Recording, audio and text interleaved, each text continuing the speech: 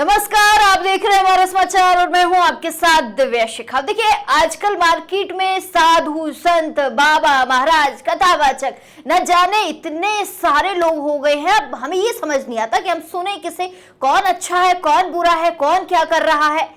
इसमें हम ही उलझे पड़े हैं। दरअसल आपको मैं बता दूं कि आजकल जो है कथावाचक बड़े फेमस हैं। अब कैसे फेमस है, पहले इस खबर को जान लीजिए, उसके बाद बताती हूं। कथावाचक प्रेमानंद महाराज के एक बयान पर समाज में बहस छिड़ गई है। उन्होंने कहा है कि साधु, संत और कथावाचकों का काम समाज को सही राह दिखाना है। उनके अनुसार स्वच्छता के कर्तव्य और जिम्मेदारी भी आती है, जो व्यक्ति, परिवार और समाज तीनों के प्रति होती है। उन्होंने वैवाहिक संबंधों में बढ़ती हिंसा और हत्याओं का जिक्र किया है। देखिए महाराज श्री कितने फ्री हैं। वो क्या कहते हैं, एक बारी ये सुनिए और उसके बाद फैसला लीजिएगा कि क्या आप जिन महाराज को पूछ रहे हैं, जिन महाराज को इन कानों से सुन रहे हैं, क्या वो महाराज आपको सही राह दिखा रहे हैं? क्या वो ठीक कह रहे हैं कि समाज में सही राह ऐसे होनी चाहिए, वैसे होनी चाहिए? ये सुनिए जरा। बड़ा मुश्किल है। 100 में कोई 2-4 कन्याएं ऐसी होंगी जो अपना पवित्र जीवन रखकर किसी पुरुष को समर्पित होती होंगी। कैसे वो सच्ची बहू बनेगी? जो 4 लड़कों से मिल चुकी वो सच्ची बहू बनेगी? प्रेमानंद महाराज कहते हैं कि 100 में से 2-4 कन्याएं होती होंगी जो अपना पवित्र जीवन रख पाती हैं, किसी पुरुष को समर्पित करती होंगी। अब आप एक बात समझिए कि प्रेमानंद महाराज आखिर में महिलाओं के चरित्र पर कैसे सवाल खड़ा कर सकते हैं? क्या प्रेमानंद महाराज के पास महिलाओं का कोई सर्टिफिकेट है जो वो महिलाओं को दे रहे हैं? आपको बता दूं कि प्रेमानंद महाराज के इस बयान पर सवाल उठाए जा रहे हैं। क्या नागरिक के तौर पर हमारी कोई जिम्मेदारी नहीं होती और सब कुछ कानून प्रशासन पर छोड़ देना चाहिए? दहेज कानून का जिक्र करते हुए यह भी कहा गया है उनकी तरफ से कि पहले रिपोर्टिंग कम होती थी, यानी कि पुलिस कंप्लेंट्स कम होती थी तो जानकारी सामने नहीं आती थी। यह बयान समाज में व्यक्ति के व्यवहार और शुचिता पर चिंतन को बढ़ावा दे रहा है। क्या एक महाराज का यह कहना सही होगा? दूसरी तरफ एक और महाराज है, उनके बारे में भी जिक्र करती हूं, लेकिन पहले मैं इस बात पर आती हूं। क्या प्रेमानंद महाराज के पास इतने सारे राइट्स हैं कि वो किसी की बेटी, किसी की बहन, किसी की बहू, किसी के मां पर सवाल उठाएं? क्या उनके पास इतने राइट्स हैं कि वो सर्टिफिकेट देने लग जाएं, और वो भी कैरेक्टर का? नहीं है ना। ये बड़ा सवाल उठकर आता है। जिन प्रेमानंद महाराज को आप अपने टीवी पर सुन रहे हैं, अपने मोबाइल पर सुन रहे हैं, क्या वो प्रेमानंद महाराज सही फरमा रहे हैं? क्या वो किसी महिला की पवित्रता पर सवाल उठाने के काबिल है? क्या उनके पास इतने राइट्स हैं कि वो सवाल उठा सकते हैं? जो लोग उन्हें सुनने जा रहे हैं, जो लोग उनके प्रवचन सुनते हैं, क्या उन प्रवचनों में महाराज श्री ये कह रहे हैं कि महिलाएं सही होती हैं? वो तो महिलाओं की अस्मिता पर सवाल उठाने लगे हैं। खैर, ये तो थी प्रेमानंद महाराज की बात। अब इन्हीं के एक और साथी हैं, कथावाचक, आजकल बड़े फेमस है भैया। रील के मामले में ये कथावाचक जिनका मैं जिक्र कर रही हूं, ये तो टॉप पर बने हुए हैं इन दिनों। क्योंकि अब इन्हें मैं रील वाले बाबा कहूं, कथावाचक कहूं, बाबा कहूं, संत कहूं, साधु कहूं, ये समझ से परे है। क्योंकि इन दिनों ये महाराज श्री जो हैं रीलों पर छाए हुए हैं। इन्हें पता है पब्लिसिटी स्टंट क्या होता है और किस तरीके से फेमस होना है। अनिरुद्ध आचार्य महाराज को बखूबी पता है भैया। ये तो आजकल टीवी शोज में भी जा रहे हैं, तो इन्हें पता है कैसे पब्लिसिटी स्टंट किया जाता है और किस तरीके से मार्केट में फेमस होना है। अब जरा सुनिए ये कथावाचक अनिरुद्ध आचार्य क्या कहते हैं महिलाओं के लिए। एक बार क्योंकि अब लड़कियां लाते हैं 25 साल की। अब 25 साल की लड़की 4 जगह वो मुंह मार चुकी होती है, सब नहीं पर बहुत। और वो 25 साल की जब तक आती है तो पूरी जवान होके आती है। जब जवान होके आएगी तो स्वाभाविक है कि वो अपनी जवानी कहीं ना कहीं तो वो उसकी जवानी फिसल जाएगी या जाएगी। जैसे कि अभी एक लड़के के संग हनीमून मनाने गई, परंतु वो किसी और के साथ वो रह चुकी थी, उसके साथ चक्कर था। वो ड्रम वाला केस अभी पुराना हुआ नहीं ज्यादा। इनका तो कहना ही कुछ और है। ये कहते हैं कि 25 वर्ष की अविवाहित लड़कियों का चरित्र ठीक नहीं होता। वाह महाराज श्री वाह, आपके लिए तो तालियां बजनी चाहिए। ये कहते हैं कि लड़कियों की शादी 14 वर्ष की उम्र में ही कर देनी चाहिए, इससे वे परिवार में अच्छे से घुल मिल सकेगी। उनके बयान को लेकर महिलाओं में देखिए भारी आक्रोश है। अब मेरा सवाल बनता है इनसे कि महाराज श्री, आप कैसे सर्टिफिकेट दे रहे हैं महिलाओं को कि उनकी शादी 14 वर्ष में ही होनी चाहिए? ये तो नाबालिग हो गया ना। आप इसी देश में रहते हैं, कानून की जानकारी तो आपको होगी ही। शायद जितना हम सुनते पढ़ते आए हैं या देखते हुए आए हैं, इन आंखों से इन कानों से तो हमने ये सुना 18 वर्ष से कम उम्र की लड़की की शादी नहीं होनी चाहिए, लड़के की उम्र 21 होनी चाहिए। लेकिन महाराज जी तो सरेआम बढ़ावा दे रहे हैं नाबालिग शादी को। अब आप समझ सकते हैं महाराज जी की मानसिकता कैसी होगी।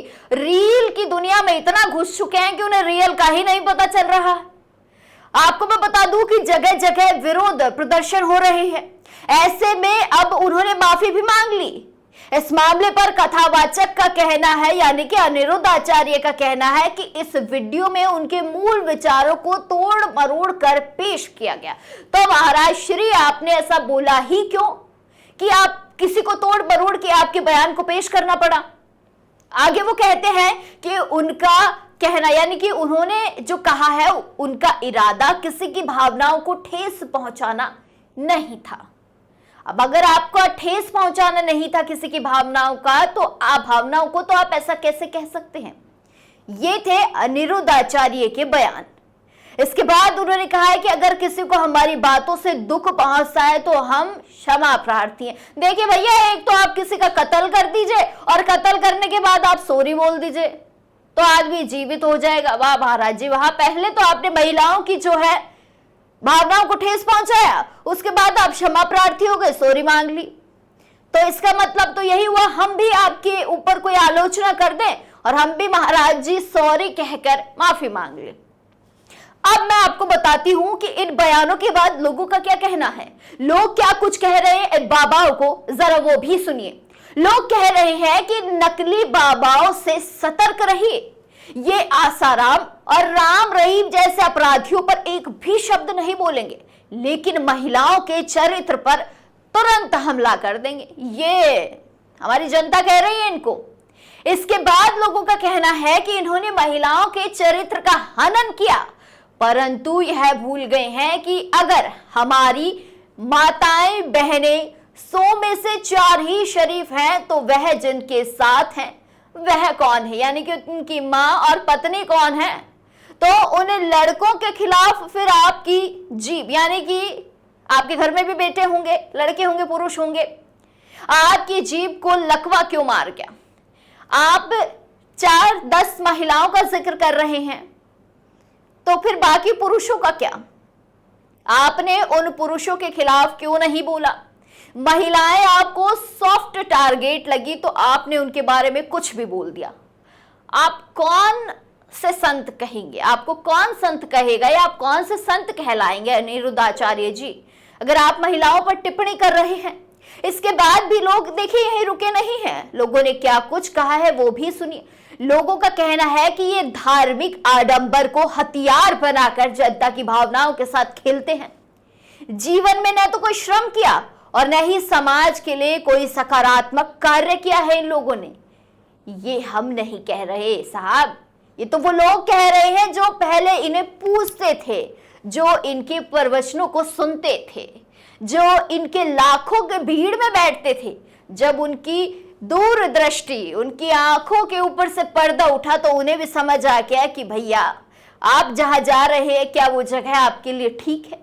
इसके बाद में लोगों का कहना है, क्या कहते हैं लोग, सुनिए, कि धर्म के नाम पर दान दक्षिणा इकट्ठा कर आज करोड़ों की गाड़ियों में घूमते हैं। देखिए, ऐसे तो हमारा किसी की निजी जिंदगी पर सवाल उठाने का अधिकार नहीं है, लेकिन जब आप किसी की मां बहन पर सवाल करते हैं तो आप पर भी उंगलियां उठेंगी। आपको मैं एक बात बताती हूं कि इन महाराजों, इन संतों, इन बाबाओं की जरा गाड़ियां देखिएगा आप। ये वो बाबा नहीं है जो पैदल चलते थे, ये वो बाबा है जो आज लाखों की करोड़ों की गाड़ियों में सफर कर रहे हैं, बिना प्राइवेट जेट के उड़ते नहीं है महाराज। लग्जूरियस लाइफ, जिसे हम लग्जरी लाइफ कहते हैं, वो जीते हैं ये लोग। कपड़े अगर इन महाराज और इन बाबाओं के, इन साधु संतों के आप देखेंगे ना, तो आपने भी कभी अपने जिंदगी में इतने महंगे शौक नहीं पाले होंगे जितने इन बाबाओं के हैं। और अनिरुद्ध आचार्य की तो मैं बात बता दूं पहले आपको कि अनिरुद्ध आचार्य की कथा में कभी आप जाएंगे तो देखिएगा कि महाराज श्री का जो मुकुट होता है वो ही शायद हजारों का होगा, और हजार तो मैंने बहुत कम कह दिए, वो भी शायद लाखों का हो सकता है। उनके कपड़े वो भी लाखों से कम के नहीं होंगे। तो आपको भी कोई अधिकार नहीं है किसी महिला के चरित्र पर उंगली उठाने का। जितना आम आदमी ने कभी कमाया नहीं होगा उससे 3 गुना तो इन लोगों के पास मिल जाता है। दुनिया को ज्ञान देने वाले ये बाबा, ये महाराज अपने साथ बाउंसर लेकर घूमते हैं ताकि इन्हें कोई छेड़े नहीं, ताकि इनके पास कोई आ नहीं सके। बात तो ठीक है, आपके पास कोई नहीं आएगा इन हरकतों से तो। और किसी ने क्या कह डाला वो भी सुन लीजिए। लोग कहते हैं कि कोनेरू हम्पी हो या दिव्या देशमुख या गोंगांडी तृषा, कमलिनी गुणवान, आयुषी शुक्ला, वैष्णवी शर्मा, दिव्या देशमुख या मनु भाकर, सिमरनप्रीत कौर या फिर लवलीना या निखत हो या हमारे देश की कोई भी लड़की हो, मनीषा हो, प्रियांशी हो, ये वो लड़कियां हैं जिन्होंने देश का नाम रोशन किया है। कल्पना चावला हो, अंतिम पंघल हो, सुनीता विलियम्स हो या परमिंदर चोपड़ा हो, विभा पाडलकर हो, हिना नागार्जुन हो, या मैं कहूं कि हमारे देश की जो है राष्ट्रपति द्रौपदी मुर्मू हो। ये वो महिलाएं हैं जिन्होंने देश का मान, गौरव, सम्मान बढ़ाया है। तो जरा एक नजर महाराज श्री इधर भी डालिए, इधर नहीं तो इधर डालिए। आपको महिलाओं के चरित्र पर सवाल उठाने का अधिकार किसने दिया है? आप जरा देखेंगे ना तो ये नाम देश का गौरव बढ़ाने वाली प्रमुख बेटियों के हैं जिनका नाम मैं ले रही हूं। और ये लिस्ट अगर मैं लिस्ट निकालने लगूं ना तो अनंत तक लंबी लिस्ट निकल आएगी। इसके बाद भी जो है आपको मैं एक छोटा सा उदाहरण और दूंगी। इस साल की बात करें 2024-25 की यूपीएससी महिला टॉपरों की सूची अगर देख लो तो महाराज श्री आपकी आंखें खुल जाएंगी। अब मैं उनके नाम बता देती हूं, एक बार आप वो भी सुनिए। शक्ति दुबे, हर्षिता गोयल, कोमल पूनिया, आयुषी बंसल, या मैं बात करूं शिवानी, आशीष शर्मा, तन्वी शर्मा, इशिता गुप्ता, संस्कृति त्रिवेदी, सौम्या मिश्रा। ये वो लड़कियां हैं जिन्होंने प्रेमानंद जी महाराज और अनिरुद्ध आचार्य जी जिन्होंने टॉप किया है। ये वो लड़कियां हैं जिन्होंने देश का मान, गौरव और सम्मान बढ़ाया है। क्या एक संत का महिलाओं पर टिप्पणियां करना सही है, वो भी इस तरह की भाषा का प्रयोग करके? क्या साबित करना चाह रहे हैं आप? रील और रियल में फर्क होता है भाई साहब। रील और रील से निकलकर रियल में आप पहुंचिए। इनके बयान के विरोध में जगह जगह प्रदर्शन हुए हैं। महिलाओं के वकील संघों और कई महिला संगठनों ने इनके खिलाफ कानूनी कार्रवाई की मांग की है। इस बयान को महिला की स्वतंत्रता, शिक्षा का अधिकार और आधुनिक जीवन शैली के खिलाफ माना गया है। 14 साल की उम्र में शादी करने की बात करना बाल विवाह का समर्थन करने जैसा है। समझे आप? जो भारत में कानून अपराध है। एक तरफ महिलाएं इन्हीं साधु संतों को भगवान की तरह पूजने का काम करती हैं और ये संत महिलाओं को कैरेक्टर सर्टिफिकेट बांट रहे हैं। इससे क्या कहा जाएगा? कई महिला संगठनों ने इसका विरोध भी किया है। अब देखने वाली बात है कि इसके बावजूद भी बाबाओं और कथावाचकों की कथाओं में महिलाएं जाना पसंद करेंगी। अब मुझे तो भैया एक ही चीज समझ में आती है इस पूरे के पूरे घटनाक्रम को देखकर कि क्या तो ये बाबा जो है अब इन्हें भी रील का चस्का चढ़ चुका है और रील से आगे लोग बढ़ना ही नहीं चाहते हैं। खैर देखने वाला विषय होगा कि क्या ये बाबा सिर्फ रील में ही माफी मांगेंगे या रियल में भी इन्हें इस बात का पछतावा होगा कि किसी महिला पर अभद्र टिप्पणी करना कितना खतरनाक हो सकता है।